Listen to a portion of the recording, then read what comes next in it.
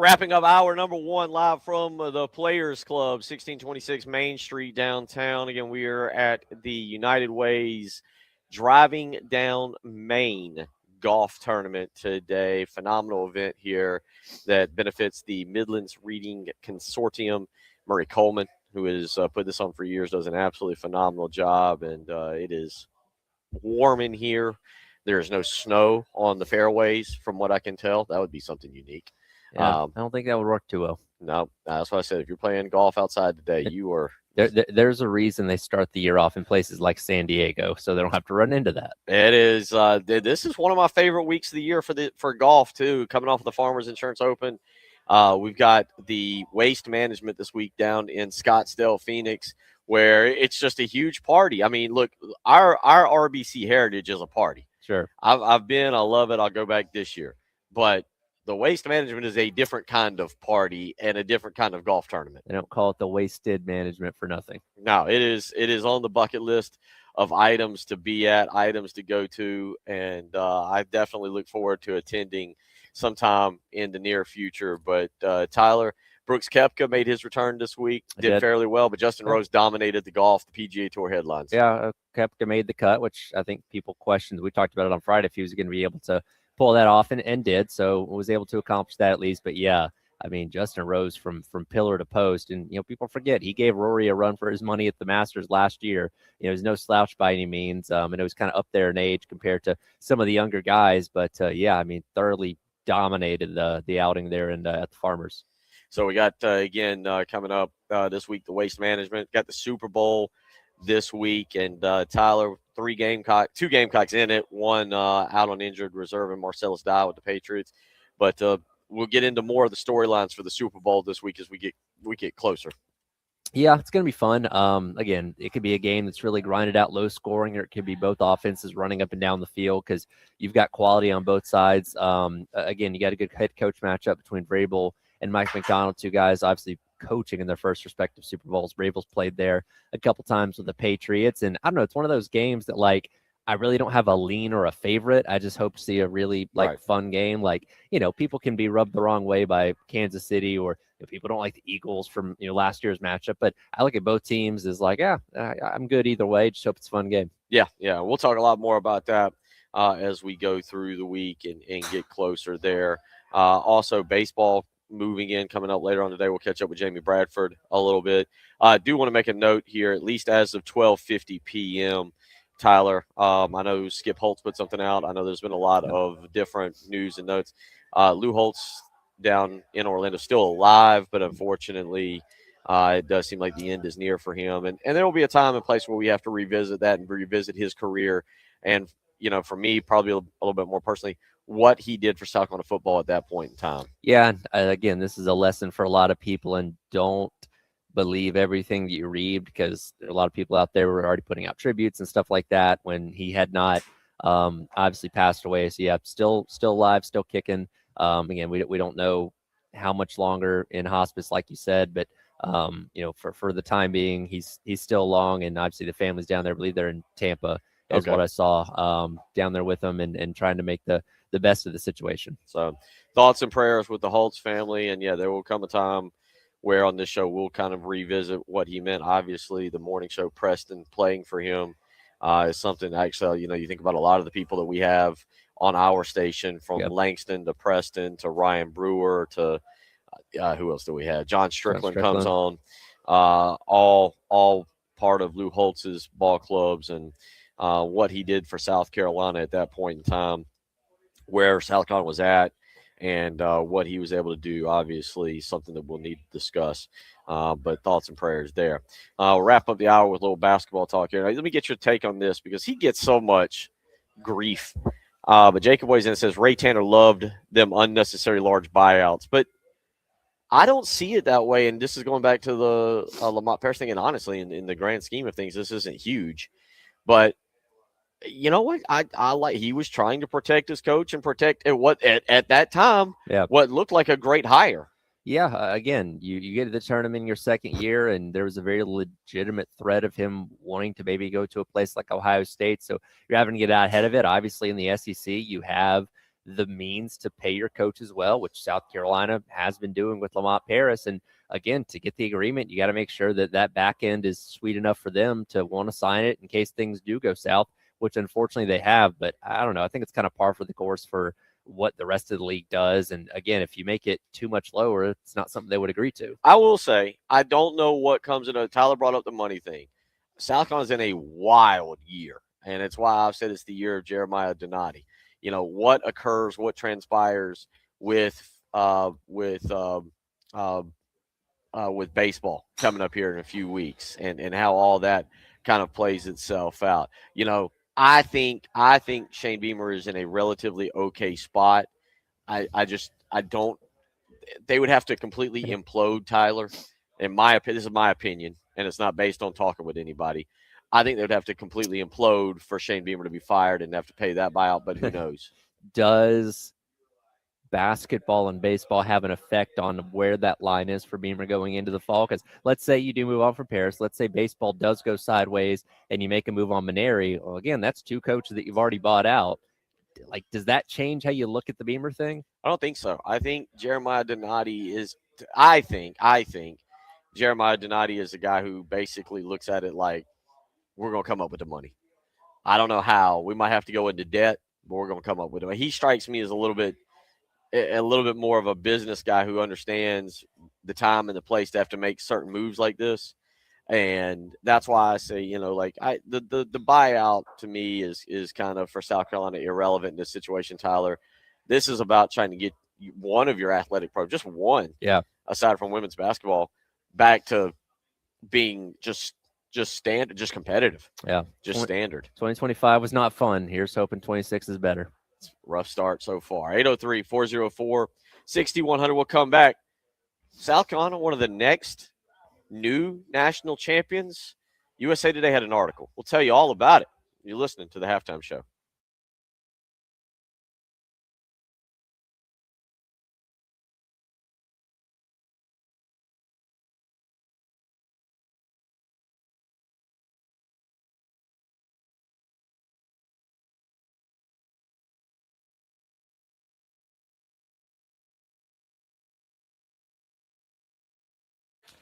It's all right here for our friends over at Tilly's Warehouse, first wine and spirit store in 5 Points in the past 20 years. You know where they're at, right there on Green Street in 5 Points in the old Pavlov's building, right behind the Salty Nut Cafe. Get in and get whatever you need for the night, the week, the weekend, whatever you need, they've got you covered. Things like G4 Tequila, High Noons, Sun Cruisers, the Garnet and Black Vodka as well. They've got all that in stock and much, much more. They're locally family owned and operated. And if you're a local bar in the area, they do have a Class B license that allows them to sell to you if you need to restock. Stay connected with them on Instagram or Facebook, or visit their website, tillyswarehouse.com, for more information and discover why Tilly's is your new must-visit spot over in 5 Points.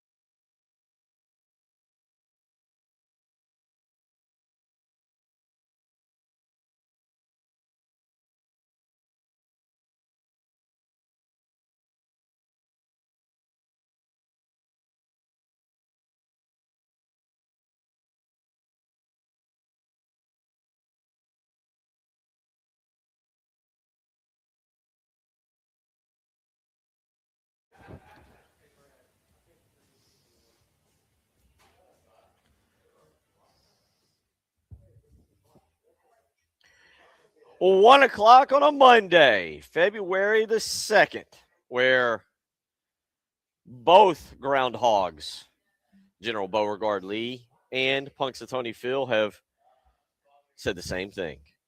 Both will be calling for 6 more weeks of winter, Tyler. Maybe that's a good thing. Maybe that's a good thing. I mean, these rodents are very rarely ever right. You just mentioned it.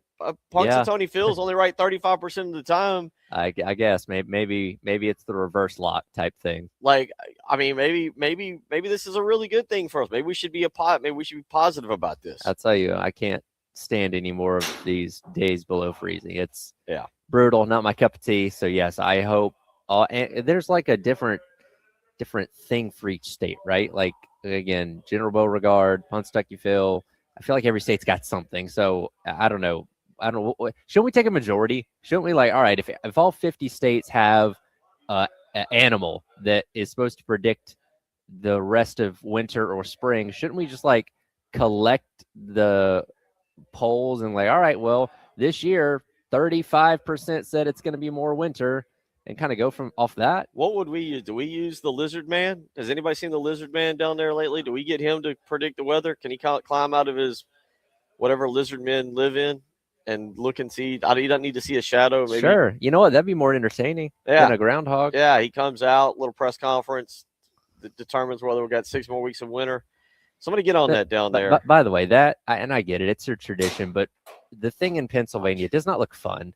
It was 5 degrees this morning when they were doing this. I get it. They're all dressed up. They wear their funny hats, but and then they spend the rest of the day drinking, I guess. But that doesn't look like an enjoyable experience. You do it once. Well, I think you do it once. I think you got it in the bag once, and you experience it like you said, and you say, "Wow." It's kind of like going to let's say a Bills game in January, where you're like, I'll do it once. It's like Times Square on New Year's Eve. You heard of the people wear diapers. You got to stand in one spot for 12 hours. That doesn't sound like fun to me. No, I'm with you on that. The Punxsutawney, in an earlier age, I probably would have gotten into that and had a good time. But I think now at 43 and my aversion to cold weather, I'm kind of with you on that. And so we've got that though today. Groundhog Day is coming and passing, and the groundhogs have come together.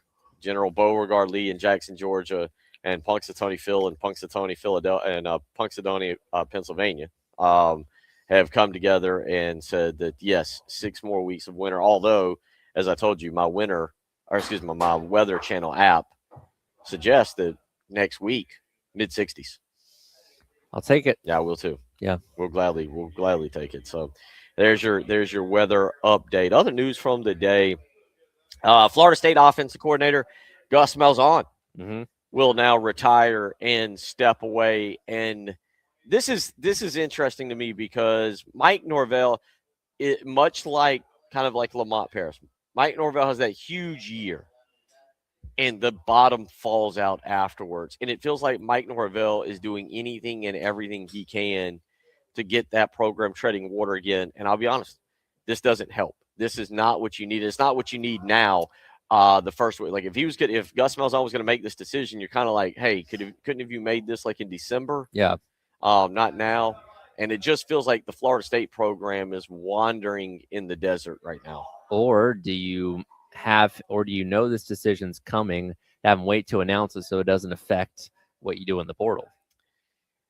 Because I think a lot of people would want to come play in a Gus Malzahn offense. He's a good offensive mind. So it's like, hey, I know you're planning on this, but how about we wait a little bit until we get everybody that we have and they can't leave? 24/7 Sports had Florida State's portal class as, well, I'm at 20. Uh-oh. There it is. 26. I mean, that's what I'm saying. Florida State's just kind of there. They're Miami's starting to do their thing. Louisville's kind of doing their thing. We're waiting to see if Clemson's gonna end up being. Florida State's just kind of there right now, and they're becoming more and more an afterthought as to what they are. And like I said, 26th in the portal class. I don't think they were particularly great as it pertained to the the high school class either. And Tyler, I mean, Mike Norvell, this guy was riding on cloud 9 a couple years ago, and now, you know, the bottom is completely fallen out, and now you lose your offensive coordinator. I'm not saying you can't go out and find a great offensive coordinator, but it just feels like that at a time where you need stability, there is no stability. It is such an interesting case. They had number one. They had, by the way, the number 14th ranked recruiting class according to 24/7 Sports. Okay. They took a lot of people, though. Yeah, and that, again, the sheer number probably boosts that class more than what it'd be, you know, kind of comparable to some of the others. But the fall from grace for Florida State is so fascinating because we all think back to when, quite frankly, they probably should have been in the college football playoff.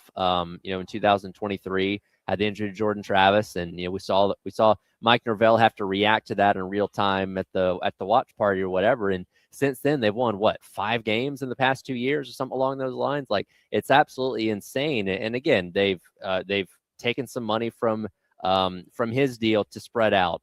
They've made changes. They've overhauled the coordinators. They brought in a ton of talent from the portal. Like, it's a classic case of nothing is working. I don't know what the fix is. And again, they had already re-upped Norvell. So, like we've talked about with contracts here, you're paying him a lot of money. So they've kept him around maybe longer than he's earned up to this point. But there's nothing that they've done in the past 2 years that's shown they're getting this thing back on track. No, and it doesn't feel like this coming year is the year for them. You know, they brought in Thomas Castellano. Mm-hmm. You know, this year that was supposed to be the guy, and they opened him with that win over Alabama. We thought they're back. They did it. Wow, yeah. Look at that. Yeah, they got their guy, and that was after Castellano ran his mouth all off season about Alabama, and you go, okay, all right, and now it's not. Now you lose Gus Malzahn, and to me, it's stability there with your program. And I'll say this in kind of a similar manner. Maybe we didn't realize it, but Lamont Paris losing Tim Buckley when he did the shot doctor, if you will,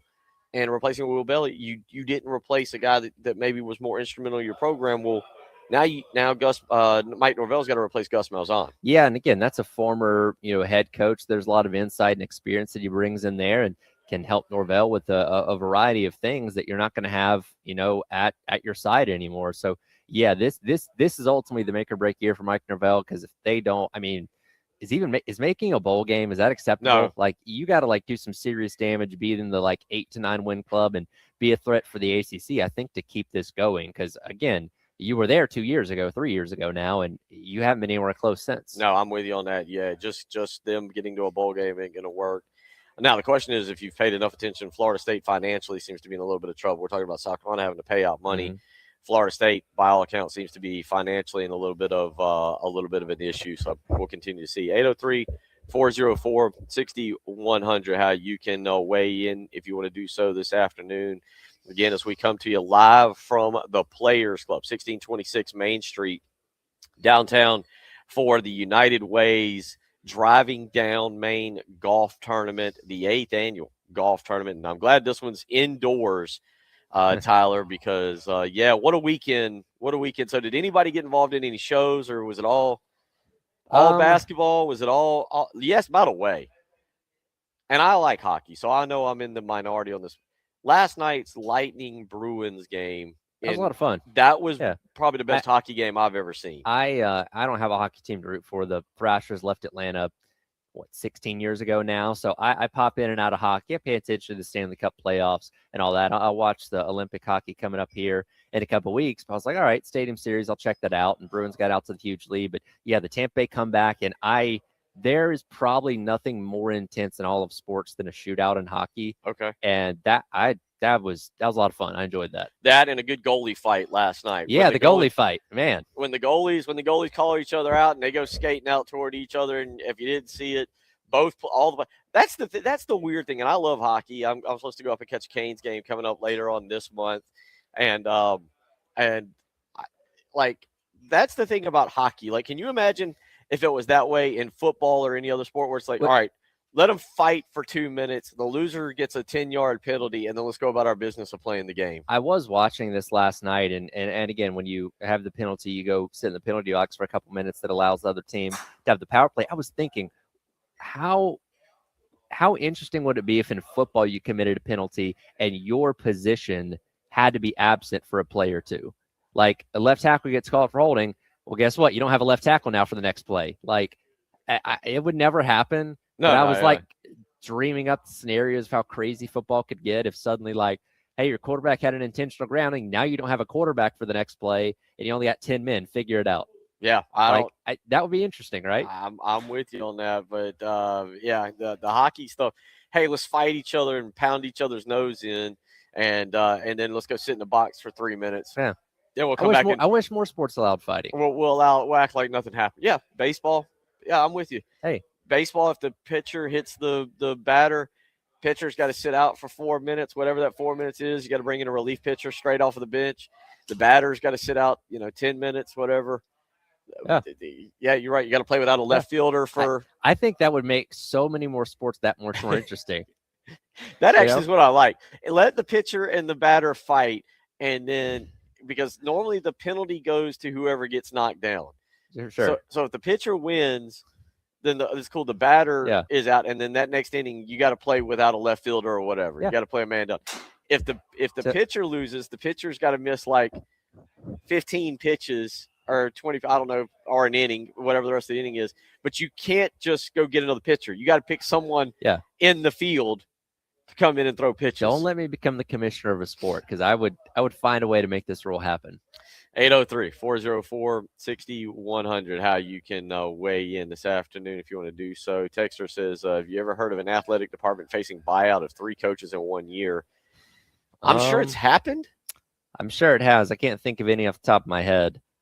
Because again, we talked about it. I can't recall, at least at the Power 4 level, anybody that had as disastrous of a season as Carolina had for the 3 major sports that we talked about. But I'll also say this, and I don't know the numbers to be exact. We're estimating Lamont Paris's to be around $8 million. I don't know what Paul Mainieri's would be. And I don't, off the top of my head, just answering this question, know what Shane Beamer's would be. I'm not sure all 3 would equal what James Franklin's was last year. Oh, definitely. Or Brian Kelly. No, definitely so not. Like when you say, can you imagine like facing 3 in 1 year, if we're just talking the financial aspect of it, I'm not sure that South Carolina would even come close with 3 major coaching hires in their buyout to what Penn State or LSU had to pay last year to get rid of Brian Kelly or James Franklin. Think about that for a second. You could buy out all 3 of your coaches and still not pay the equivalent of what Penn State or LSU did. Yeah. Let's see here. I know Mainieri's buyout was it $5.2 million last year? Yeah. So I mean, it would go down this year. I can't find the exact number on that. Obviously, Beamer's going to be the highest out of all of them, but yeah, it would be I mean, you're not even talking about a third of what like the Franklin buyout was. Beamer's, I think, has got to be around 25. I'm just going to ballpark. Okay, more than half. I'm guessing at 25. I don't know. Yeah, but still, yeah, it wouldn't equal up to what LSU or Penn State did with theirs. Who both paid over $50 million to tell their coach, please stop coaching us. You stink, go away. Yeah. 803-404-6100. However, USA Today sees it differently. South Carolina is one of the next 10 new national champions in football. We'll explain everything to you. You're listening to the Halftime Show.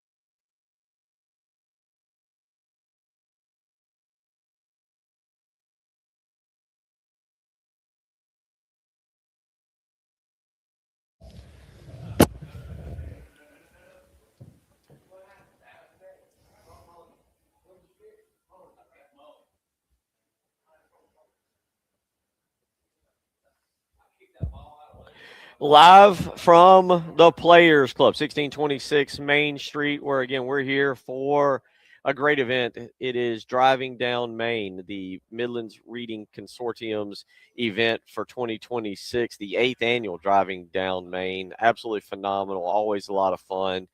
Playing, I got to go back and look at the course that we're playing. I've already forgotten. It's Tiger Woods course. And I'll be honest, I have not done my research. I did not do my studying on it, Tyler, to be thoroughly prepared for today, and to know what exactly I've got to be prepared for. Like, plan out my shots, Yeah, left, right, all sure, those good sure. things. Yeah, you got to read the green, all that kind of stuff. Know where to put. Yeah, you got to Yeah. know where you want to leave your ball at and everything. All the key little things that the golfers do. And I have to go back and look and see what exactly course it is that we're playing. So I believe it's Tiger Woods' first public course that he has done. 803-404-6100 is how you can do it. Or it's how you can be a part of the program. So USA Today, Tyler. Now we just talked about that with Shane Beamer, buyouts and all that. USA Today, I don't know, do they not see it that way, or are they just listing teams? They have an article out from over the weekend. This is Paul Meyerberg who put this out. I guess it's actually from the end of last week. 10 schools with the best chance to be the next first-time college football champion. Let me read these very quickly in order here so you can get an idea of what we're working with. Oregon, Texas Tech, Baylor. I don't think he's got this in order, do you? I don't think so. I think he's just kind of listing. Now, Oregon being number one, that would make sense. But right. Yeah, I don't think there's any rhyme or reason into what order he's putting these in. It says Oregon, Texas Tech, Baylor's at Baylor, Arkansas, Kentucky, Virginia Tech, South Carolina, SMU, Louisville, and Houston. Right. Your thoughts initially when you read that? I mean, Oregon and Texas Tech far and away make a ton of sense. Obviously, two teams that were in the playoff, played each other, and have more money than just about everybody to spend to have the roster they want every single year. Again, SMU made the playoff a season ago. I look at this and say, out of all those other teams, I'd say South Carolina might be among the better positioned ones out of that group of the other seven or whatever, to maybe be in that conversation. Again, we just want to see Carolina make the playoff first and foremost. Like, that's the first part you got to clear. Winning a national championship is something that comes along later. But when you read what he wrote about Carolina, he notes their ability to have really good talent. He notes this year you got Sellers, you got Stewart. Obviously, he did a lot of good things in the transfer portal, addressed a lot of areas of need. So they're putting together good rosters every single year that, in the way of thinking of today's world of college football, that should net you some success. 2 years ago it obviously did. Last year it didn't. But it's like, okay, they're doing the right things seemingly. They just got to be able to put it all together and make that run. I think there's going to be a lot of – number one, as you go through this list, and at first I was like, man, that's crazy. And then you read the list and so he's got Kentucky on here, and then he's got Baylor on here. And, I mean, my initial thought would be, well, South Carolina's got a better chance than Baylor or Kentucky. But, like with Baylor, he says Baylor has the resources to mirror Texas Tech's transfer-driven path to the playoff. Yes. It says each of Baylor's past 3 full-time head coaches have at least played for the Big 12 crown, proving there's a foundation in place for sustained success. So that's kind of one of those things that, you don't think about that with Baylor, but there's been success. By the way, as I read this, and it just because I've seen them around, I think so much, and I should have known this. It's just kind of one of those things I didn't think about it. I don't know how to explain it properly, but it was kind of shocking to read that Oregon has not won a national championship. Yeah, played for it twice, 2010 and 2014. But in terms of getting the job done all the way, they haven't. If Michael Dyer is ruled down instead of landing on top of the Oregon defender to set up that last field goal for Auburn, who knows what happens in that game. But, yeah, I mean, they've again, and I think Dan Lanning's going to get one. Like, if you've had to ask me to pick anybody on this list who I definitely think is going to win one in a couple of years, I think it's Oregon. And these past couple of years, they've steadily taken steps forward. They made the quarterfinals last year, made semifinals this year. Tells me next step is to make a national championship, and obviously winning it is another story there. But they're in the mix, and they're going to get theirs, certainly here in due time. Texas Tech, I still don't know everything I need to know about Joey McGuire as a head coach, right? They obviously go out there and get a ton of talent, which is great. But again, when they got the opportunity to be in the playoff, and they got crushed by Oregon this year. So I think I need to see a couple years of them to really get a better sense of what their ceiling is. I think it's a matter of getting there a couple times. So I'm looking at this list, and the one that jumps out at me, because they have a little bit of a history of playing outside the coloring book, is SMU. There's a lot of money there. And I feel like they're still trying to kind of find their way in the world of college football and big time, and I say ACC football. Like, it's kind of like, okay, we're back.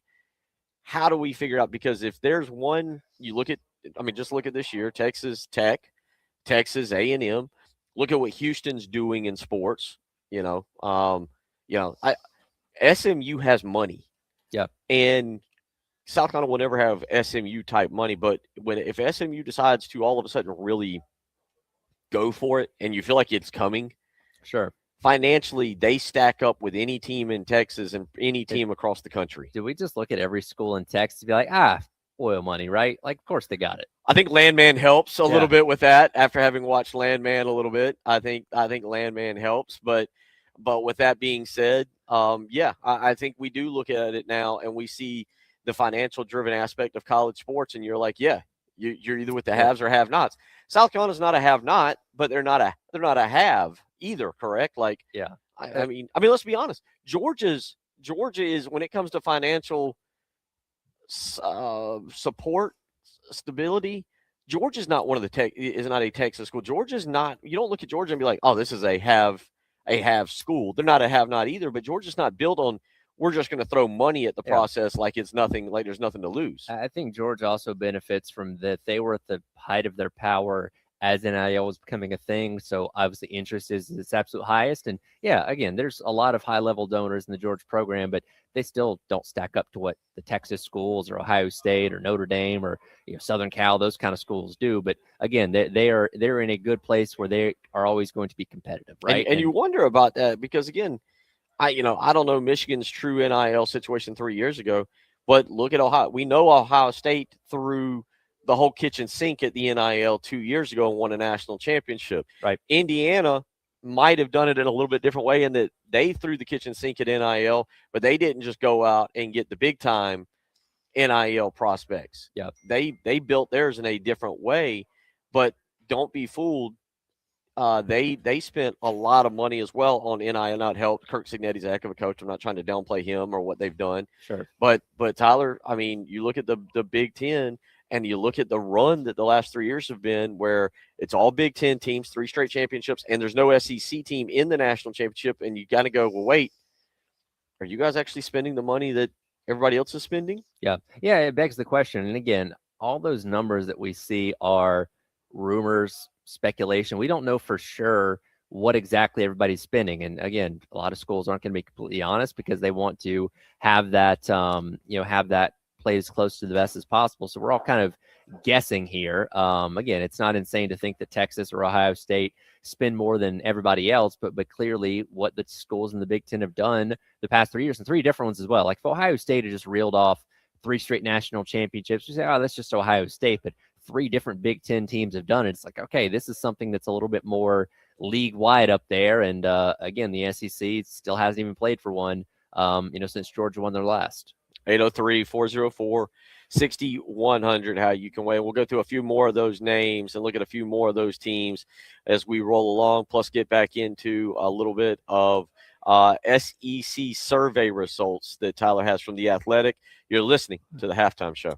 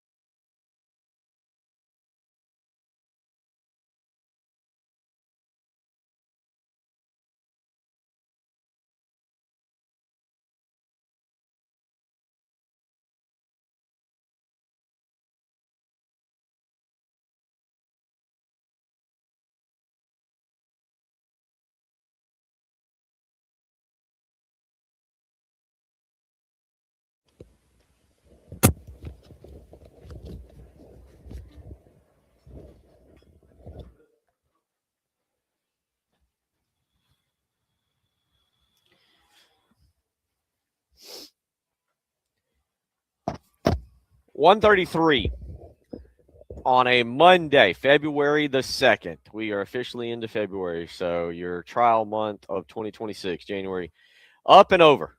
You guys accepting? Rachel, you accepting? Are you okay with 2026?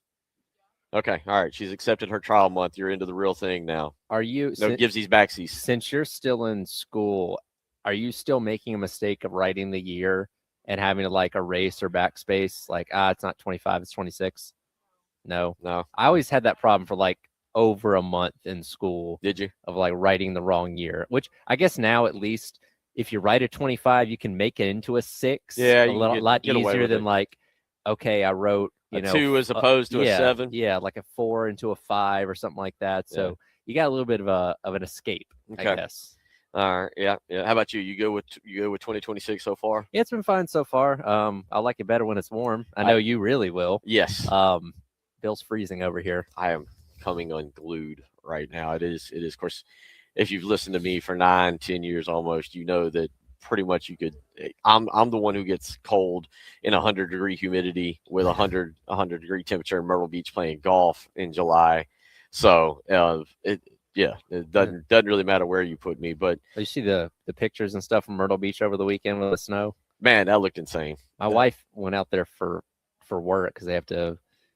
For the roads and all that kind of stuff, and yeah, it was pretty wild looking. I should have told her to still get an airbrush T-shirt, because Myrtle Beach, right?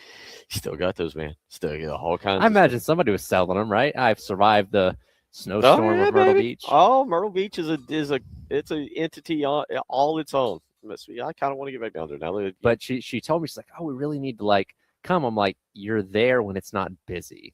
When Myrtle Beach is busy, it's a different story. I couldn't tell you the last time.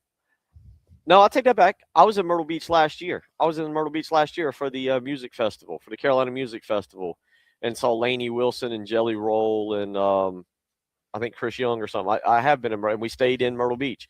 I was about to say it's probably been 20 years since I have stayed in what we call Myrtle Beach. Like most of the time I'm in Cherry Grove, or I really go north, Cherry Grove or everything up there in North Myrtle Beach.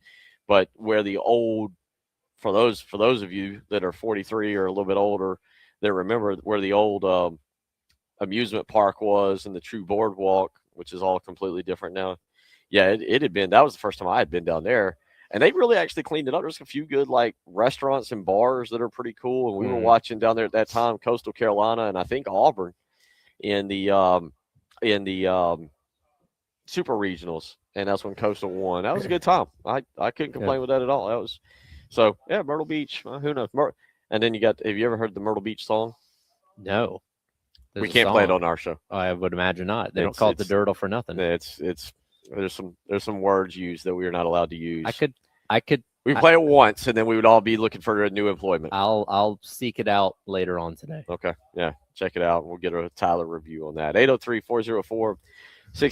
Wrapping up this kind of topic here. USA Today has put out an article: 10 schools with the best chance to be next first-time college football national champions. This is from Paul Meyerberg, and again, his 10 here: Oregon, Texas Tech, Baylor, Arkansas, Kentucky, Virginia Tech, South Carolina, SMU, Louisville, and Houston. I mentioned Houston. So if we take the top two, because I think we both agree after seeing them in the playoff this year, Oregon and they've gotten farther than all those other schools. You mentioned Oregon's played for a championship. It's kind of actually surprising they hadn't won one. But Oregon and then Texas Tech, and it does feel like with Texas Tech's financial commitment, what they're doing. So if I took those out and left you the other 8, I went SMU. Okay. Who do you go with? Has the best? Yeah, I mean, SMU seems like they're a step ahead because, again, they've already been there. And, we're still in the mix for the ACC once again this year. I think you can make a solid argument for Carolina. And, again, this is a really, really far-fetched thing right now because Carolina's just trying to make it into the playoff first and foremost for even thinking about winning a national championship. But I think you have the ability to have that kind of success here. Again, you're getting the good talent. They've gone out and made changes in the transfer portal, made changes in the coaching staff, transfer portal, all that kind of stuff. So I think you can make an argument for them being towards the top, but I guess you'd probably give the nod to SMU. Okay. You take them over. Houston's the other Texas school in that, obviously in the Big again, 12. I imagine their money situation is probably pretty good at Texas. One thing that's interesting to me is I've seen a lot of people that liken like Kentucky to being the next Indiana. They go out there, they get Will Stein from Oregon. There seems to be a bigger investment going towards football compared to what it's been in years past. And I'm not saying they're going to go on this Indiana type of run, but I think a lot of people look at Kentucky as that next, in terms of like a program that's never really had a lot of success, suddenly becoming something. I think a lot of people think Kentucky is maybe primed for that. We'll see, obviously. But again, Indiana showed you it was possible, and we'll see if Kentucky can do the same thing. Well, it's interesting because here locally, we look at Kentucky like there's no way they should pass us. Right. Kentucky has no business being anywhere ahead of us. And that's what was about that losing streak of that 7 out of 8. Everybody was like, how is this happening? Why? How in the world is this taking place? This shouldn't be happening at all. And then, South Carolina now has kind of, it feels like, put Kentucky back in their place in terms of that rivalry. And you go, okay, no problems now. Let's just move forward. So with that being said, I think we look at Kentucky, right here in Columbia and South Carolina fans look at Kentucky differently than probably maybe the majority of the nation, because we're like, no, that school has no business being where we're at. We should be that school that has the best chance over them. Yeah. And again, if they can garner enough support there, then they can be successful. It's just a matter of if they're able to accomplish that. Again, I don't know what Will Stein's going to be as a head coach. Obviously, he comes over from a good program in Oregon, offensive-minded guy compared to the defensive-mindedness of Mark Stoops. They're a fascinating case that I'm interested in keeping my eye on. And again, that doesn't mean they're going to come right out of the gate and have success, but as the next couple of years go by, to see if they can become a legitimate, consistent team in the SEC, if not more. There is another article out, this one on The Athletic, and this is poll results. So let's see if you agree or do not agree. This was put out at the end of January by Seth Emerson, former state beat writer, now with The Athletic. But it basically, now correct me if I'm wrong on this, it says it was polled 1,600 people. Was it SEC fans? It was polled, and I take part in these things a lot when they have them at The Athletic. You have to be a subscriber. They have an initial post up with the questions, you answer it, and then you're only able to do it once. So you can't have, one person doing it multiple times.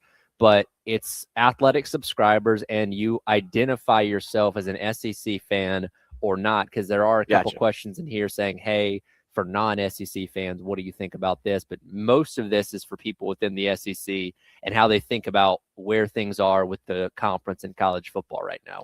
All right, so you can go and read this article, the full article, but Tyler, what was it that you saw about this that really stood out? I think you go to the first question, which was how worried are SEC fans about the conference on a scale of 1 to 5, with 1 being the least and 5 being the most.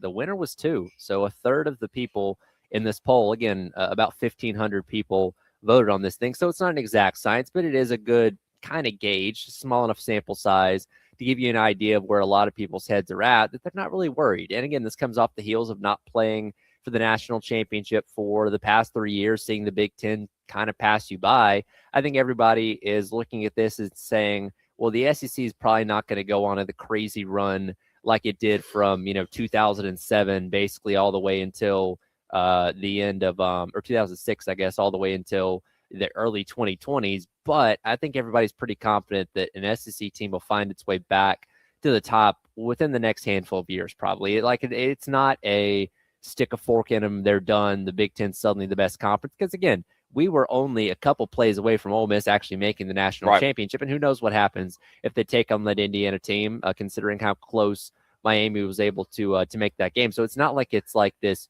huge gap you're trying to overcome. Well, and you forget Georgia obviously, it took Mississippi making a field goal there at the very end. Maybe if Georgia plays Miami, maybe that's a better matchup. Maybe that fits Georgia and what they want to do. So you're right. A lot of little variables could have happened there.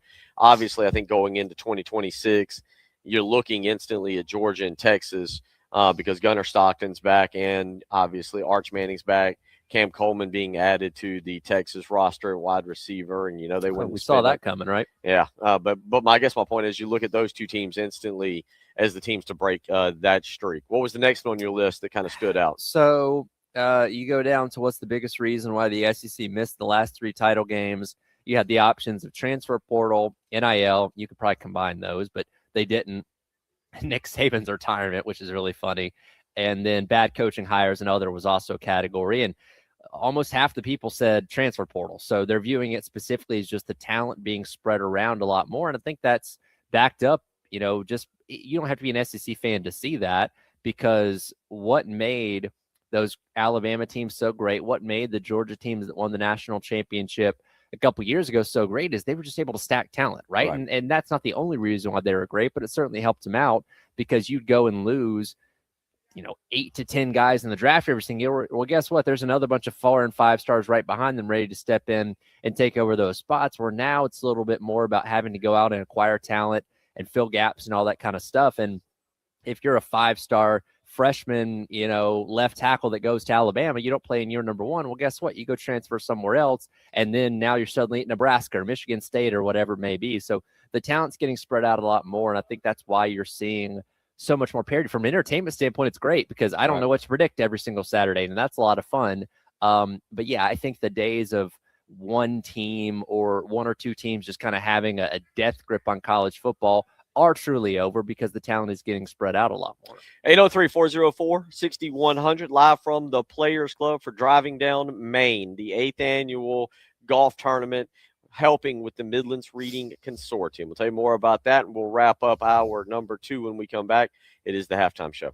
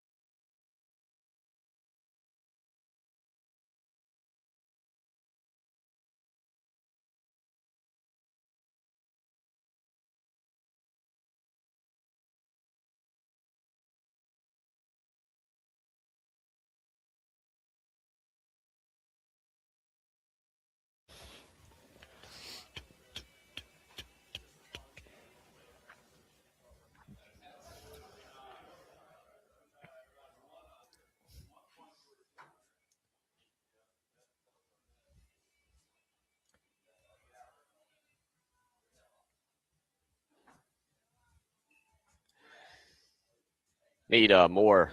We need more surveys like the Athletic to bolster the SEC, the world's greatest conference.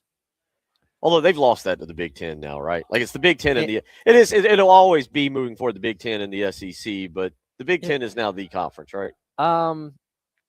Based on you look at that survey there, kind of. But can anybody say the conference anymore? I think you can. I think they're just kind of the top two, and then there's everybody else. But again, we were only a couple plays away from Ole Miss playing for the national championship, so I wouldn't say it's this far and runaway thing. Okay. You know what I mean? I do think the SEC had a stranglehold for a while. I think it's more of the SEC, the Big Ten evening the playing field than just running past them. You know what I mean? All so it's those two conferences. The other two, the Big 12 and the ACC. Those are child's play. And then, quite honestly, if you'd want, it would be the big. We would agree. The third conference is the Big 12 right now, right? And this is part of what we discussed earlier about Florida State's got to have a renaissance to give them another team. In terms of competitive depth, probably the Big 12. Now there are a lot of ACC teams in the mix this year, so it's debatable. I might lean towards Big 12, but and that can change year to year, right? Like next year we could say, oh man, look, the ACC was better. I just think that, and the ACC did themselves no favor by having a convoluted tiebreaker system where Duke played for and won the title, and Virginia shot themselves in the foot when they could have very easily made the college football playoff themselves. But it's SEC, Big 10, and then Big 12 and ACC flip-flopping that 3 spot. It'll be interesting to see going into 2026 what kind of the narrative is for the SEC and what it will be for the Big 10, and then quite frankly what it will be for the other two conferences as well. 803-404-6100. Well, let's get the update. All right, I'll admit 2:00 on Saturday. I forgot Royal Rumble. I did not. I did not flip over. It's okay. I was watching the Carolina game, and we'll get more into basketball with Jamie Bradford the next hour. I'll say this: the Carolina basketball game was fun to watch. It wasn't good basketball. I'm not trying to sell anybody on it. It was sure. Final Four basketball, but it was compelling. It was an entertaining game back and forth, and that was good. But I didn't flip over. And so what transpired, what occurred, and how did our boy Williams do? Well, I had high hopes that he would at least make it into the Final Four of the men's Rumble. He did not. He was the 9th man eliminated, so didn't come anywhere close to that. So how did he get eliminated? Because that's vital, because some guys, they throw somebody over and they're kind of celebrating, and the next thing you know, they get flipped over. Some people get tagged up on, and 3 or 4 guys. I'm trying to remember. I can't remember who eliminated him now. I can't remember. There was a lot going on, but the event itself, I said earlier, I gave it a 6 out of 10. It wasn't the best. Okay. It wasn't the worst, but it wasn't great. Kind of clunky. I don't know. We'll see how he lines himself up for WrestleMania coming up in a couple months. But still, it was cool to see him in it. First ever Rumble appearance. Again, he's done a lot of good things on the main roster in his first month. But I don't know. I thought he'd go a little bit deeper. Okay. Who ended up winning? Roman Reigns. Okay. Is that a shocker? That's not a shocker at all. No, right? It's not. He's one of the biggest stars they have. He only shows up for work 5 days a year, but besides that, no, I wasn't really shocked by it. But again, overall, the whole show was all right. Really? Yeah. And we put the blame of that on. There's a lot of people you can blame for that. Well, and I say that because there's been a lot of talk about ESPN and their coverage of it. It's not lived up to the standard that they've kind of set. Yeah. They haven't been thrilled with how the partnership has gone, through the first year so far. And again, I've said this before. I just think the way that they kind of shoehorn wrestling into their regular sports stuff is very awkward and very forced. I don't like it. I don't think it paints them in the light that they want to be painted in. But I don't know. It's an event I look forward to every single year, and it wasn't my favorite. All right. So what's the next big event here? See Elimination Chambers later this month, and then it's WrestleMania in April. So WrestleMania in April. Where's that one at? Vegas again. Vegas second again. year. All right. So we'll keep an eye on our guy Trick Williams, and he'll do something at WrestleMania. I don't know what. He'll do something. Something. All right. He'll get thrown in the mix some way. All right. Well, we look forward to. We look forward to that, and keep an eye on that. 803-404-6100 is how you can weigh in if you want to do so. Our Miami fan, Chris, who is he's angry. I love Chris. He weighs in every day. He's a Miami fan, and my brother-in-law is a Miami fan, a huge Miami fan. So I get these Miami fans. He says, "Who cares?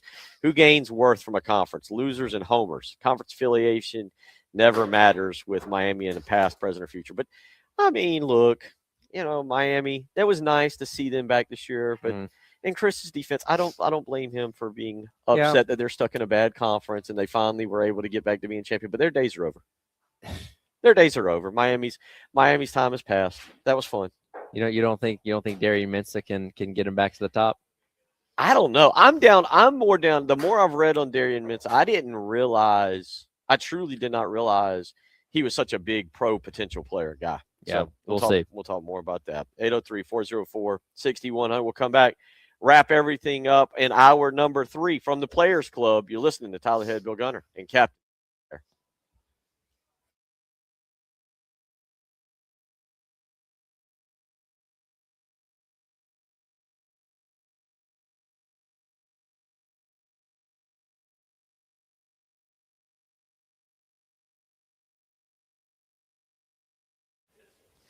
Bill Gunner for Old Timey Meat Market. Well, all right. The snow is officially passed, and that means it's time to get back out and start grilling outside. Maybe not today. Maybe today is a good day for soup. But you know what? Old Timey Meat Market has delicious soups. That is right. I keep telling you about them. They aren't just known for their incredible steaks, chicken, pork chops, or fish. Old Timey Meat Market has homemade soups that you got to go and check out at one of their 3 locations, whether it's the South Congaree location, St. Andrews Road in Lexington, St. Andrews Road in Irma, or the Lexington store. Old Timey Meat Market has you taken care of. And with Valentine's Day just around the corner, guys, I know you're wanting one of those brand new Traeger grills or smokers. Send the family over to Old Timey Meat Market in Lexington, your Traeger grill home for that next great grill or smoker. So stop by Old Timey Meat Market today, one of their 3 locations, South Congaree, St. Andrews Road, Irma, or the Lexington store, and tell them Bill Gunner sent you.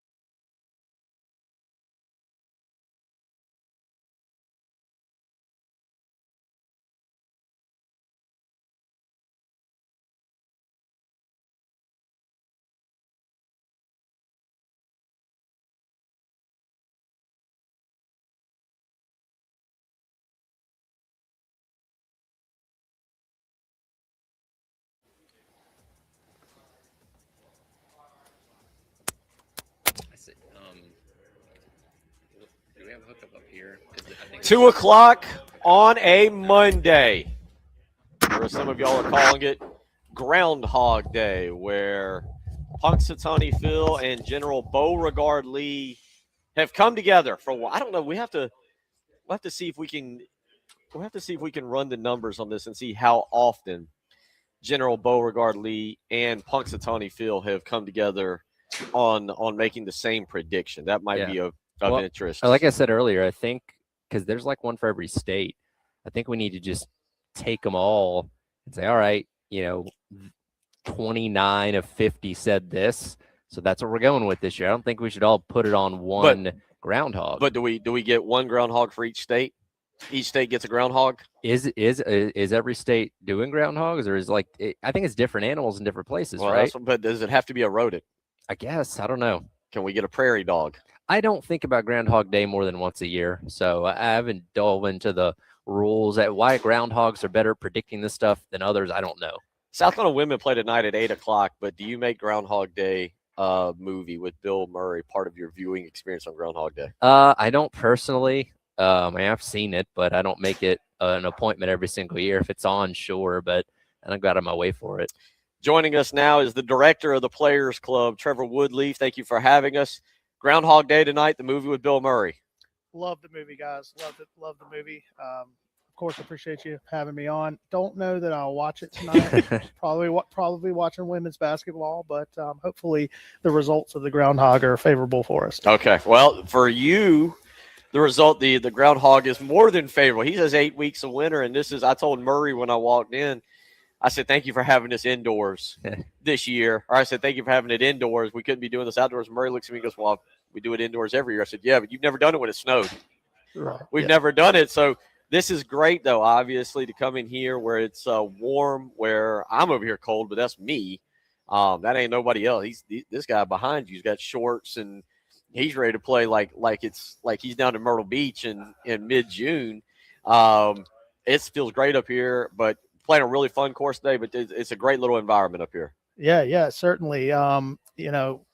Golf season during the winter is kind of tough, even in South Carolina. So we have this indoor option now with simulator golf, and the Players Club is the spot to be in downtown Columbia. There's now, this is a growing thing for guys, because one of the things that makes this better is you can move through your round quicker.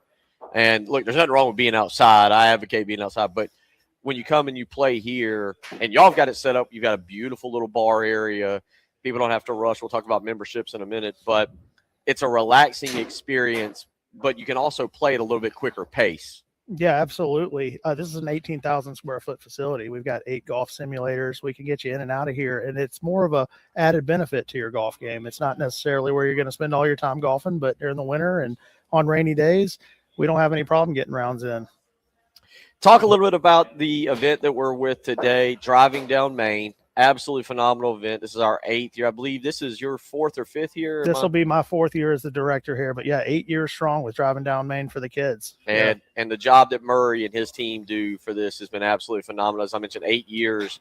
If you get something for 8 years, you're doing something pretty special. Yeah, absolutely. And we love doing it. It is our number one kind of charity involvement golf tournament of the year up here at the Players Club. And we just love it. Weather coming in, we're still rocking and rolling. Folks are still coming out. We've got some great teams and companies that are represented in this tournament trying to raise some money. Well, as long as you're safe, as long as you think about what you're doing and you're safe, it's great to get out of the house and look, you're going to get a little exercise. You're going to swing a golf club, and you guys have TVs on. We're sitting here, right here to our left is ESPN2. You got TV, so it's not also just coming down and kind of being stuck. You're getting out amongst other people and hanging out a little bit. Yeah, absolutely. We're a golf and social club. This is a private club. Half of our members have no interest in golf whatsoever. It's just a good hangout, lots of TVs, lots of sports watching. So, we take great pride in being able to accommodate not only golfers but everyone. How does the intensity indoors match what happens on the actual golf course? I tell you what, it'll actually improve your game all around, but you're going to score better inside in a contained environment. It's a lot of fun. It really is. And you mentioned it. You guys are a social club. Obviously, the golf is a part of it, but there's a lot more here. Talk a little bit about that. And as we mentioned, memberships that are available for people that want to come and check it out. By the way, there's an incredible putting green back behind us that is really cool, but there are memberships involved, and again, it's a social club, with a golfing element.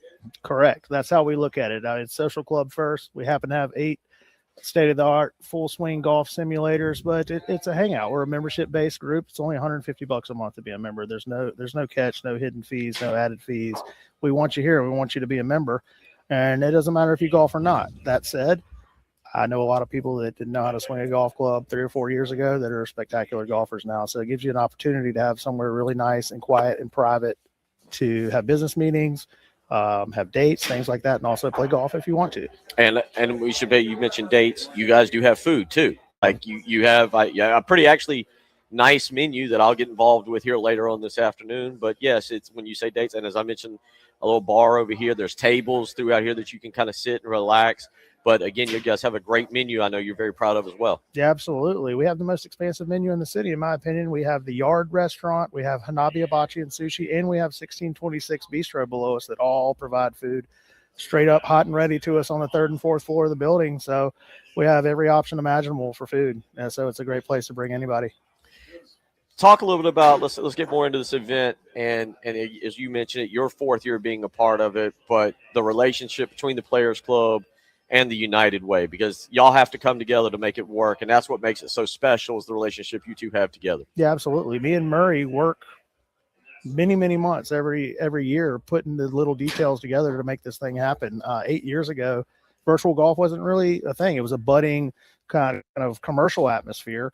And he has curated this tournament along with me and my predecessors here at the Players Club to be a really, really unique way to raise money and to have a lot of fun and do it any time of year. What are some specific things you've been able to see in terms of benefiting the kids that this event has been able to allow as far as the donations go? So the focus is literacy, is advocating literacy and trying to make sure that underprivileged children have access to books and literacy coaching, and just trying to make sure that we do our part to raise as much money as we can to make sure that children in South Carolina have the resources they need in order to keep up with the other states and the rest of the world literacy wise.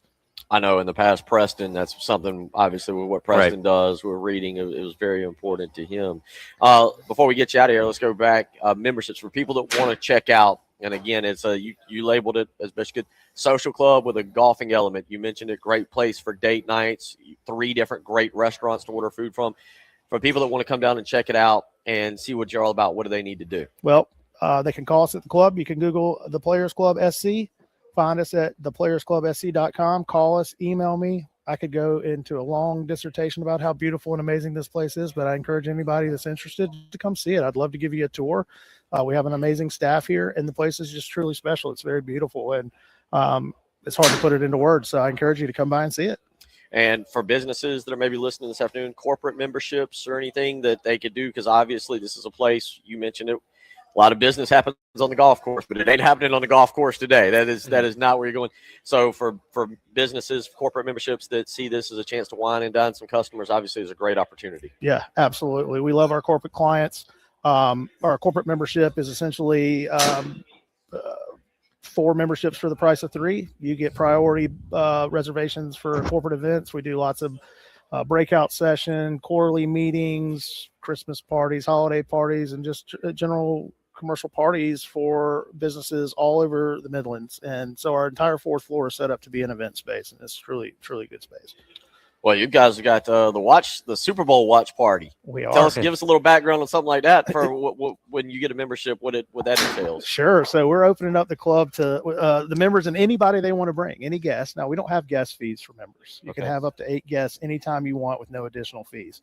So it's a robust membership. But for the Super Bowl, we're inviting anybody that knows a member or has interest in calling up and attending the Super Bowl party. We're going to roll out a tailgate buffet sponsored by the club and have every TV in the building on the Super Bowl and blast it through the surround sound system and just have a big party and hit some golf balls while we do it. Very cool. You got to pick Seahawks or Patriots? I'm going Seahawks this year just because of the experience and the veteran nature of their team, but I like a young budding Patriots team right now too. So that's good analysis. All right. Experience over youth, huh? Yep.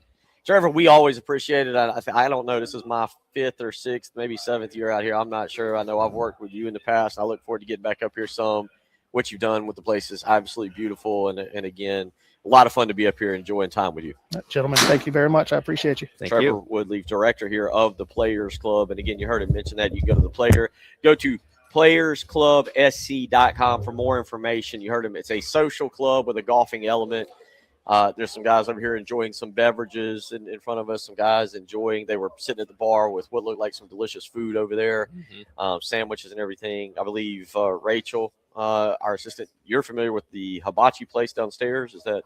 Were both of y'all familiar with that? Or? So I've come here before. I just didn't realize all this was up here and upstairs and stuff. So I it was kind of tucked away the one time that I came here. But yeah, pretty neat setup they got here. It's really cool, really cool. We're glad to be a part of and partner with the United Way of the Midlands for driving down Maine, the 8th annual golf tournament. What Murray Coleman, we had him on earlier. What he's done is absolutely phenomenal, and what Trevor and the Players Club do is absolutely phenomenal. We're very appreciative that we get to be a part of it and talk about it each and every year. So thank you to them. 803-404-6100. When we come back, Jamie Bradford will join us. There's things happening in Gamecock sports. Some good, some even worse than well, you get the point. Baseball injuries and basketball. We'll talk about that. It's the halftime show.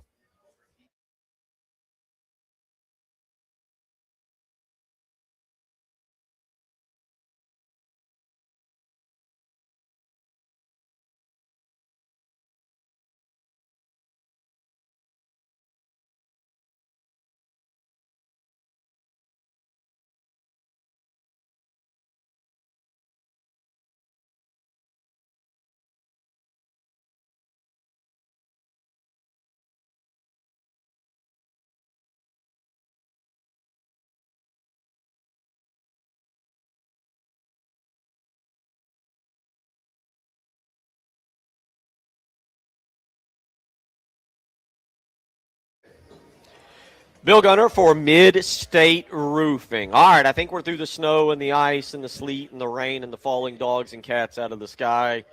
How has your roof held up? Well, you probably don't know. You either have a leak or you don't. But you know what? Regardless, you need to call Mid-State Roofing. They've been the leader in the roofing and waterproofing industry for over 30 years. And the reason being is because of their customer service. They are there to help you and make sure that your roof is keeping your operation dry and running long into the future. 24 hours a day, 7 days a week, Mid-State Roofing will take your phone call and help you with a maintenance contract. You'll speak with an on-call technician or a Mid-State Roofing employee. The phone number to do that, 803-356-1919. Again, that's 803-356-1919. Call Mid-State Roofing today. 24 hours a day, 7 days a week. They're there to help you. Call them today and tell them Bill Gunner sent you.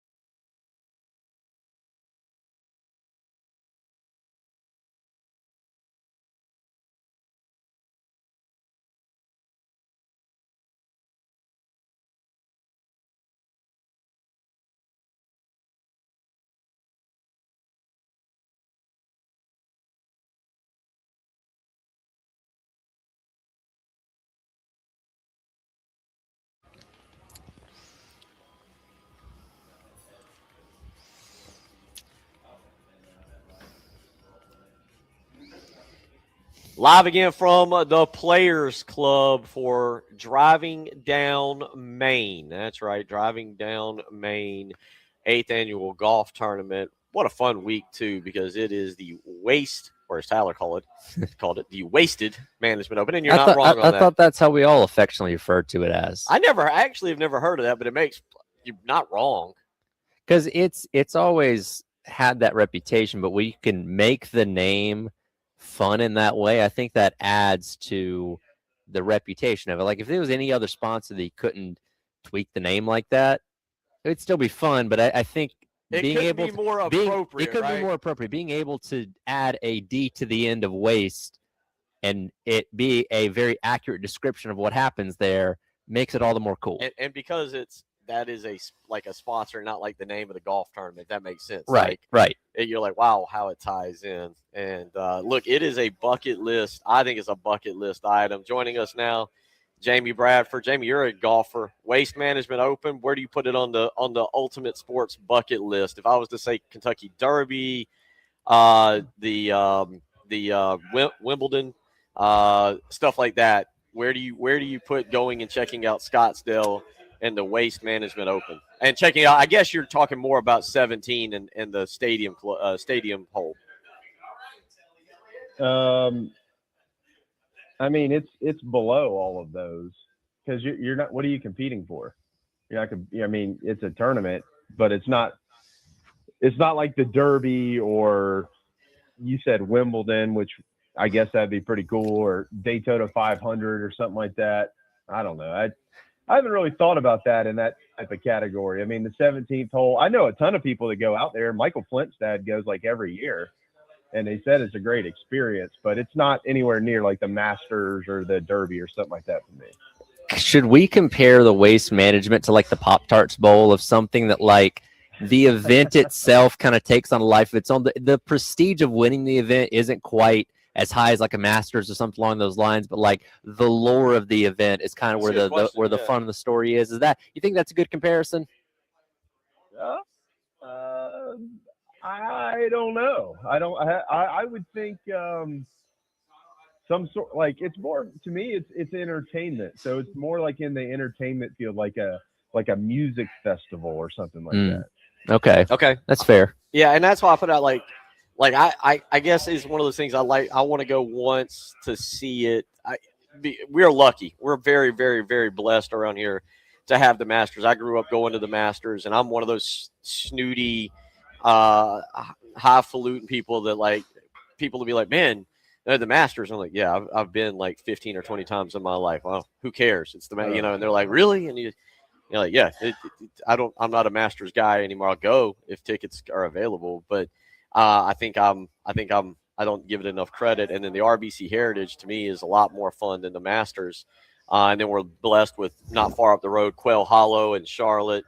A lot of great golf that takes place around. I mean, shoot, you can drive down not too far down 95 and get into Florida and hit a couple great tournaments. The Players Championship coming up. So we're very, very lucky. I think that's how I view it probably is being that it's out on the West Coast and harder to get to. I probably put the Waste Management up higher than other events because I'm like, man, like you just said, if you said Michael Flint's father goes, I know people around Lexington that go a good bit. But it's not just like, hey, hop in the car and travel 4 hours and go hang out at a golf tournament. Does that make sense, Jamie? Yeah, that makes sense. I mean, I want to go. I'll go one day. I mean, but it's not like if you said, give me 5 things you want to do in sports, that's not in the top 5 right now. I mean, there's baseball stadiums I haven't been to. Like, I want to go to Fenway. I want to go to Wrigley. I haven't been there. I want to go see a game in Green Bay because I feel like it's kind of like a college town. I haven't done that. There's a lot of stuff I'd put above that personally. Yeah, I don't know if that one's the highest on a lot of people's bucket list. It's kind of if you have the ability or you're in the vicinity and you can go to Waste Management. Well, it's a golfing thing. Yeah, more people are going to be. I think more. Yeah, like making an experience. Like the people we know that go out there, they don't just go for the tournament. They go play golf. They get an Airbnb, and then they go to a round or two. They do nice meals. I mean, it's probably not a very cheap trip. I would imagine it's fairly expensive. It's not. But it's like it's more of we're going to take a guy's trip or a girl's trip, whatever, 3, 4, 5 days, and we're going to do a bunch of stuff. We're going to pack it all in, but we're also going to go to the 17th. I will also say that there is a very real possibility that it is up higher on my list because at this time of each year we're dealing. It might not be snowing and ice and sleet, but generally speaking, it's cold here. And I look at the weather there, and I'm like, that looks delicious. I would pay anything to be in weather like that and not be where we're currently. I mean, look, I'm tempted right now to be in my car on Friday at 3:00 and drive as far south as I can to find 70-degree weather. Jamie, we're sitting indoors here at this driving down Main Event, and Bill is quite literally almost shivering. He had to go get a cup of coffee to warm himself up. He's struggling here. Yeah, Mr. Masters, just you're gonna have to bring a bigger jacket, Mr. Masters. Yeah, and that's the thing is I was like, well, we'll be indoors, and as I said, there's a guy over to our right hitting who's in shorts and a short sleeve shirt as if it's mid-June in Myrtle Beach right now. And I'm looking at him and my body temperature is dropping degrees. So anyway, Jamie, a lot to get to here. We did, and that was an interesting conversation. But let's start with baseball, which you're fully invested in.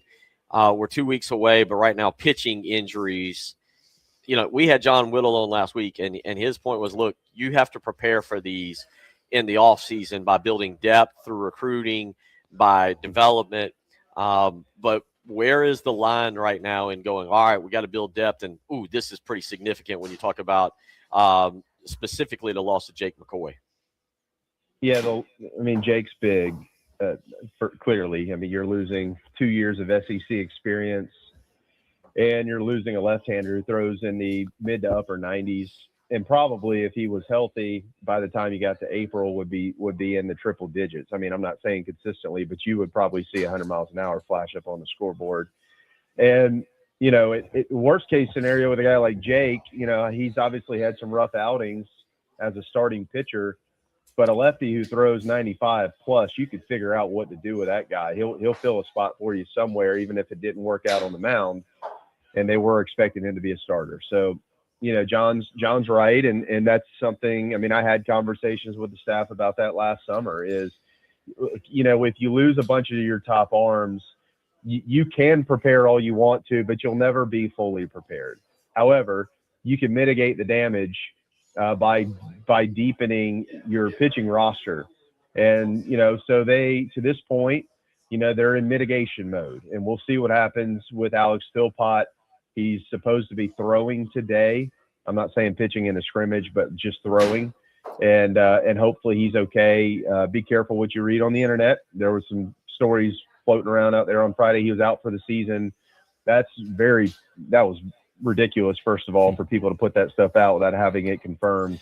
But that's premature. Now, if something like that happens, then it happens. But we're not anywhere near that conversation just yet. But he's another guy who could be a high leverage dude out of the bullpen. He could be a long reliever, or he could be a starter. And he was in contention to start. He still is.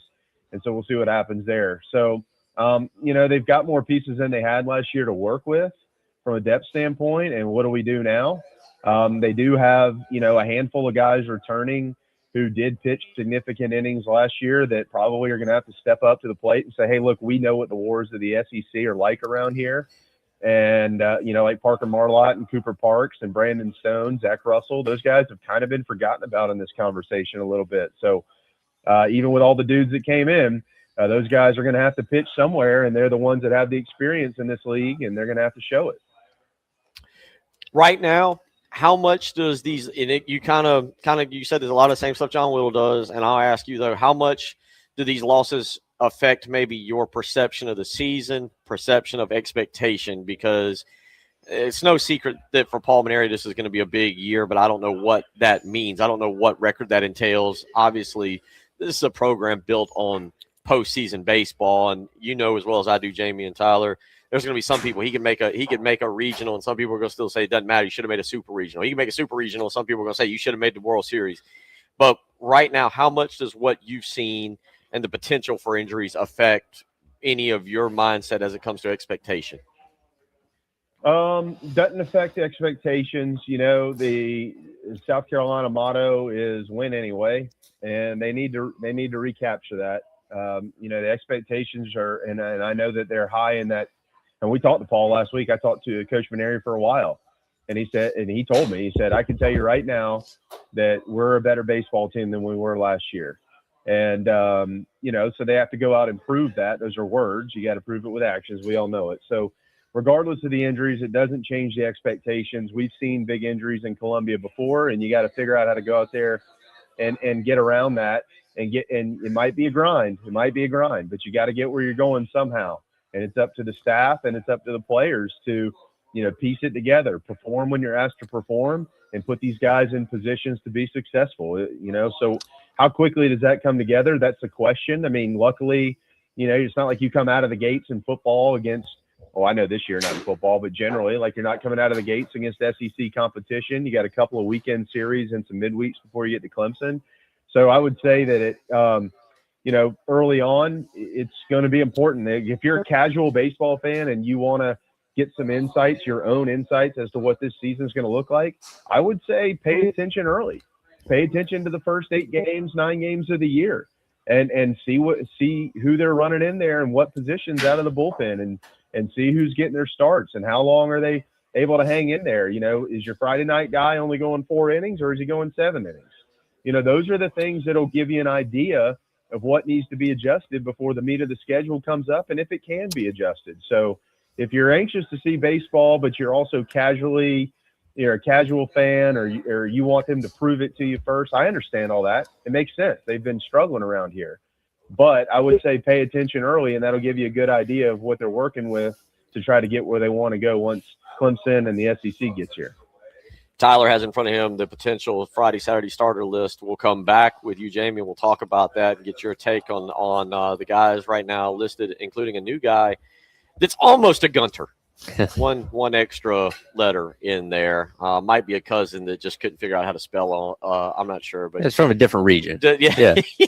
Yeah. There you go. Yeah, he's a different kind of Gunter. He's a Gunther. We'll tell you about that. We'll get Jamie's take on right now the Friday, Saturday, Sunday rotation as it stands heading into the season. You're listening to Bill Gunner, Tyler Head, Captain David Ayer back in studio, and joined as always on a Monday by Jamie Bradford. It is the Halftime Show.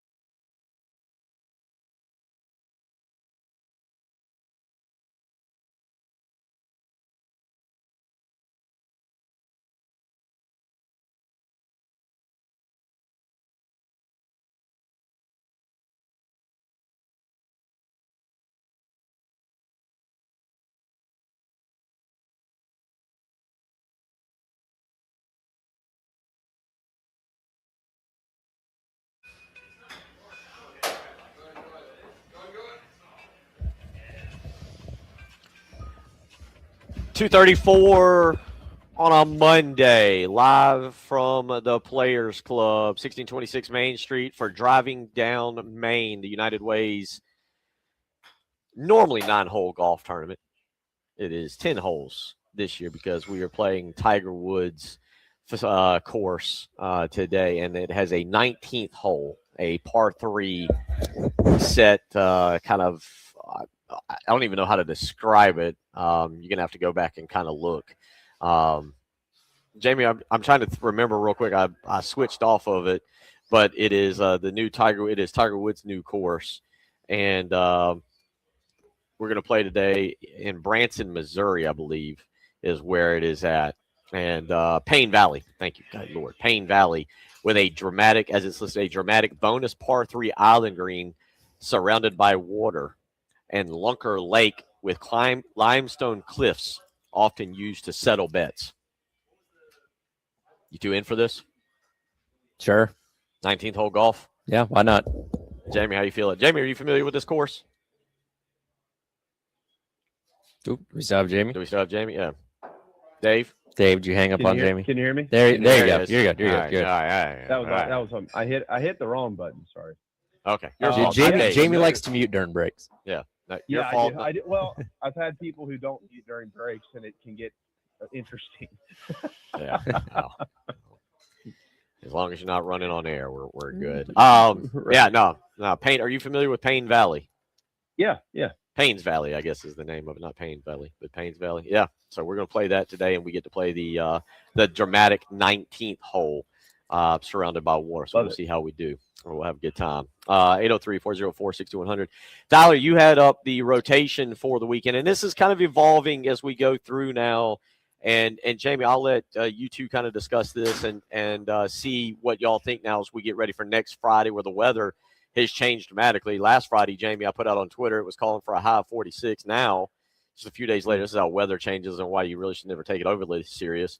Now it's calling for a high of 66, but a 47% chance of rain. That would be a lot better for people. But what are we looking at, Tyler?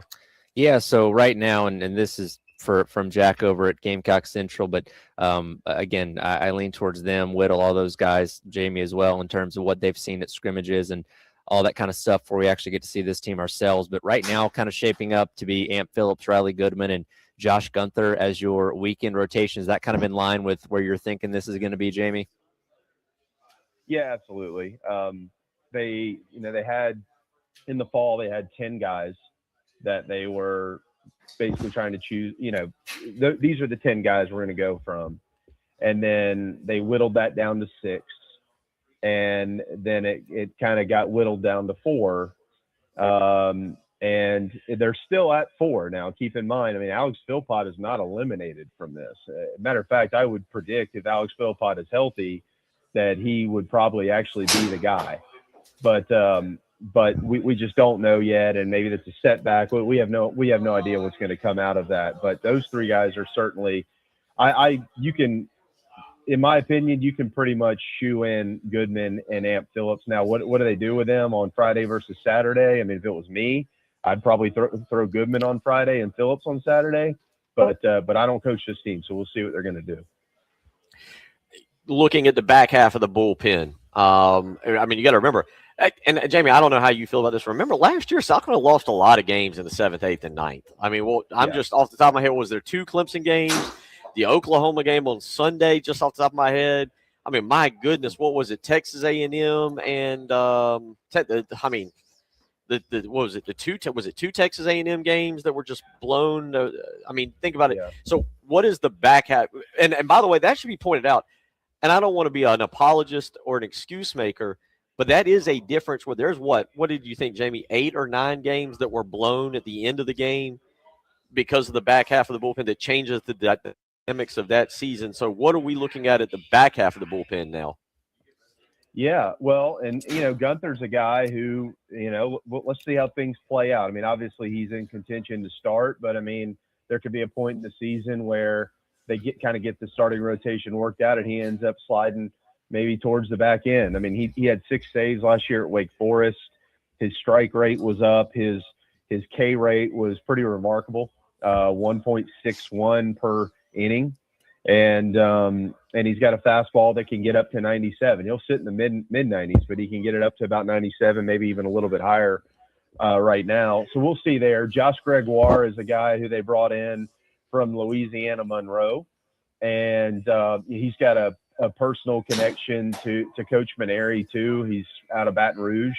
And so there's a lot of familiarity and comfort with him. And he's a guy who was brought in to compete for that closer's role.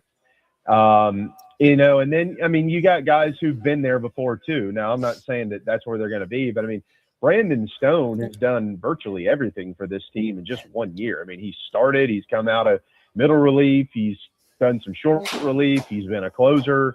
You know, Zach Russell is a guy that they've, you know, tried out at the end of the bullpen, and I don't think he'll be there right now, but I mean, he's a kid who returns as a sophomore who can give you some innings as more of a long relief guy. You think about, you know, I'm mentioning the returners here. You think about Cooper Parks. We'll see how far along he's come, but he's probably more of a middle relief type guy. You know, you bring in Alex Valentin, who I really like, about 6 feet tall, 220 pounds. Junior lefty out of Hollywood, Florida, but he transferred in from Texas State. He's got really good stuff, man, from the left side, and he's got a little bit of a bulldog compete mentality in him, which is pretty neat to see. You know, so they've got some names. I don't know that they know exactly what they're going to do. I think that they've got some ideas as far as where they want to go with some of this stuff.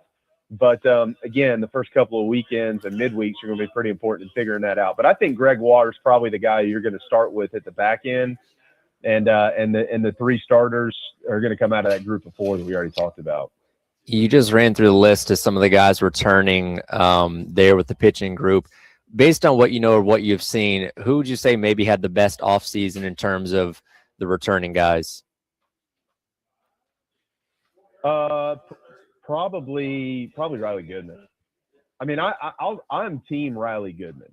I'll just tell you that now. Like, this kid, he's got a chance to be really, really special in a Gamecock uniform and in his career. I mean, he's a Memphis kid. You know, they Coach Kingston and that staff, those guys found him. They brought him in. He has got electric stuff. And if he's throwing strikes and he can get himself figured out, get comfortable in his body in his first year, because he was hurt last year pitching in college. I mean, if he could perform at a level close to what he's capable of, he's got a chance to really, really help this team. It's just a matter of throwing strikes. Jamie, let's switch it up here. We'll get more into baseball next week when it's opening week, and I know you got a lot of coverage there on Inside the Gamecocks as well, but about 2 minutes left. Basketball loses 92-87 over the weekend, and where is your assessment of this basketball program and what is to be made of where we're at and where we're going? Yeah, it seems like it's kind of in the balance right now. I mean, you know, I'd say, I guess, a week and a half ago going to College Station, I mean, you didn't feel like you were going to win that game necessarily, although they've had a bunch of success down there, but you did feel like you had the next 4 or 5 games were somewhat manageable. I mean, with LSU, you beat Texas pretty good last year at home. Now, I know that they've got the 7-footer, and that's going to be a major matchup problem tomorrow night. But and then you had Missouri coming in. You had a chance to, you know, Florida's playing super right now, but you had a chance to at least play well, play with them, and it's really just falling apart. I mean, you know, they uncharacteristically didn't shoot free throws well this past weekend. Anytime the opposition has a big man that's a problem, it turns into a major problem. I don't know. I just hope that this team has some life left in it. I hope they're not – I don't think they'll throw in the towel. That's not really how Lamont Paris's teams do. But when you get a group full of transfers who've never put the uniform on and then you run into a bunch of issues like this, I guess you also never really know. But it just certainly seems like the future of this program is a whole lot murkier than it was just a couple of weeks ago. Real quick, and Tyler, you and I maybe will have this discussion on Wednesday after tomorrow night's game. Does Jeremiah Donati owe some kind of, not explanation, but like, do we need him to say something, or do you just let this play out? Because now I think other questions are starting to arise about the future. And sorry, Jim, we got about 30 seconds. And it's you can just say yes or no. Does Jeremiah Donati need to make a comment on this situation right now? Well, I would say that you play 2 games this week, and then you get a week off before Valentine's Day. No, no. Don't get into all that. Get if it was me and I've never been an AD, I would wait till the end of the season to talk publicly about this. I let the season play out always.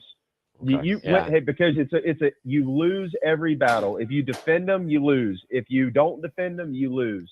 Just get to the end of the year and then do what you want to do. Jamie, we always appreciate it, buddy. Stay warm down there, and we look forward to catching up next week.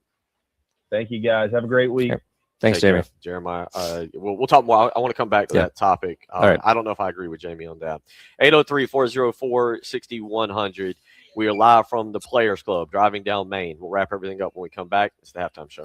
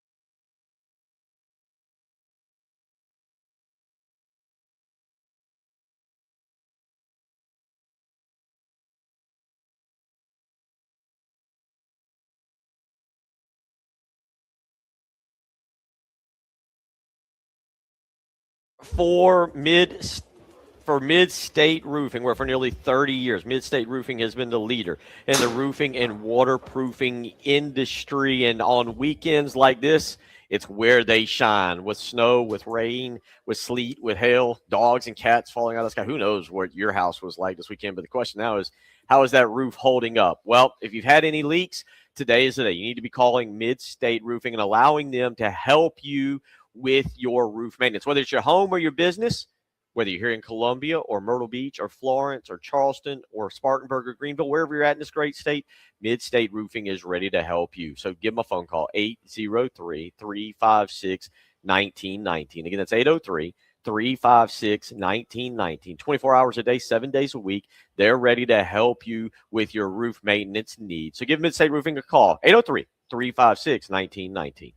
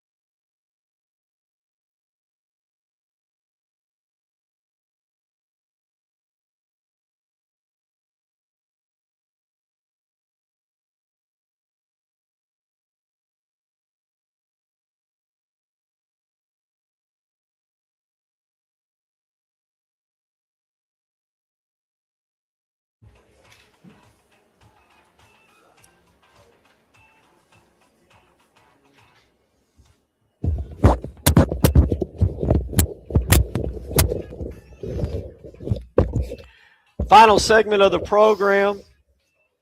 Thank you again to the United Way for having us be a part of their event, Driving Down Main. Phenomenal event. We'll tell you more about it next year. This is the 8th annual, and there will be number 9 next year here at the Players Club, an incredible social club, and so much more to do here than just golf. It's not just a virtual golf place. It's a great place for a lot of other things, for business. And check out more of that at playersc.com.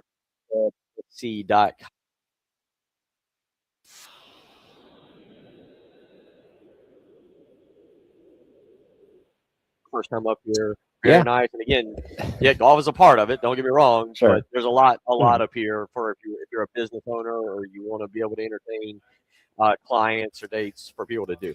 Yeah, very cool. Again, I've been in this building before. I had no idea this thing was back here, but very cool, very relaxed type of setup. Again, very, very much in line with what you feel like golf is. And again, been watching these guys over here on the Tiger Woods course that have been having fun for the past couple of hours. And yeah, it's pretty neat place. Really good. A lot of fun here today. Different kind of experience, not the same.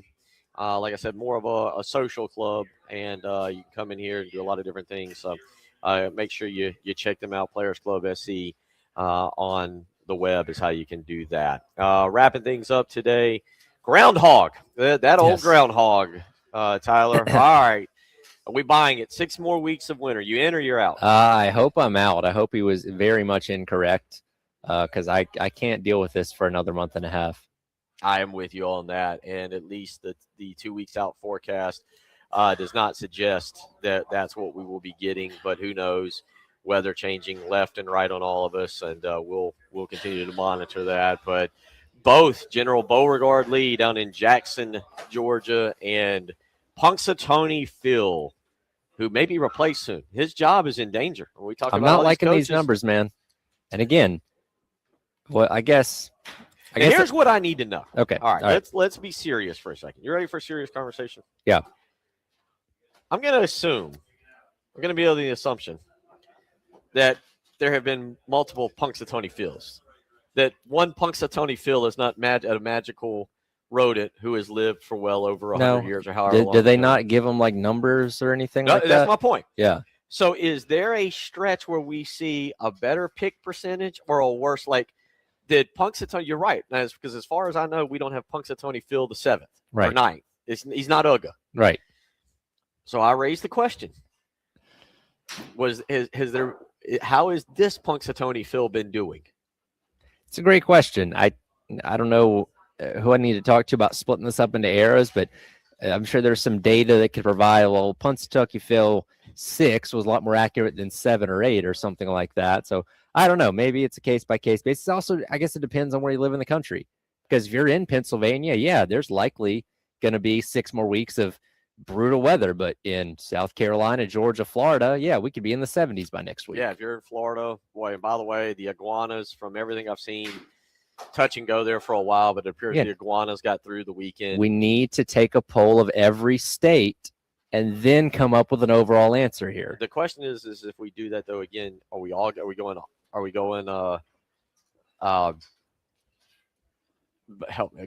we going groundhogs in every state, or can you pick your own rodent? I think Florida get a ferret. Does Florida get Folly the ferret? If Florida could have Florida Man come out of a hole in the ground, if he sees his shadow, okay, that determines things. That might be more apropos, or a crocodile or something like that. All right. Gator. Crocodile. Yeah, gator. Gary the Gator predicts the weather and then chews up somebody in while it's happening. So, all right, we got that for us. We will slowly get you through. Weather temperatures supposed to around here get into the mid-50s. Looks like we'll have the ice and kind of the dangerous roads for about another day, and then tomorrow mid-50s, and hopefully everything will melt away, and we'll be back in studio throughout the week. Got a busy week. J.C. Sherbert will join us. I believe Ryan Beard, Coastal Carolina head football coach, will be joining us. We're efforting Darren Usher with South Carolina football for what's supposed to be signing day. This week used to be so much fun. It kind of was our break. Yeah. Tyler, and we don't have the break quite like we used to have it now. Also tomorrow we'll get into something that I'm not particularly happy about. South Carolina canceling a football series over the weekend with Virginia Tech. Yep. Not It's a to, trend that's everywhere, I unfortunately. don't. I mean, doing it so far out too. Let it play out for a few years and kind of see how everything's going. But More cancellations to come. we'll talk more about that. Also, as we get through the week, Super Bowl. How are we feeling early in the week? Trevor went with the Seahawks. Is that kind of where we're? That's who I lean with. But we'll see. It's gonna be a fun game. That's Which what we're that's what hoping I for, want. right? Last year wasn't fun. It was a blowout. I don't know how we feel about the We'll get into that. How do you feel about the Patriots now, minus Brady, minus Belichick? I feel like they used to be a villain. Now, do you kind of not see them as a villain quite so much? Might be a conversation for tomorrow. Yeah, we got a lot to do tomorrow. We'll get into all of that. Captain Dave back in studio. Thank you for all your help and for everything you've done. You have been fantastic in guiding us. Thank you again to Driving Down Main and Murray Coleman in the United Way and Trevor Woodleaf and the Players Club. For Tyler Head, I'm Bill Gunner. I'll talk to you tomorrow.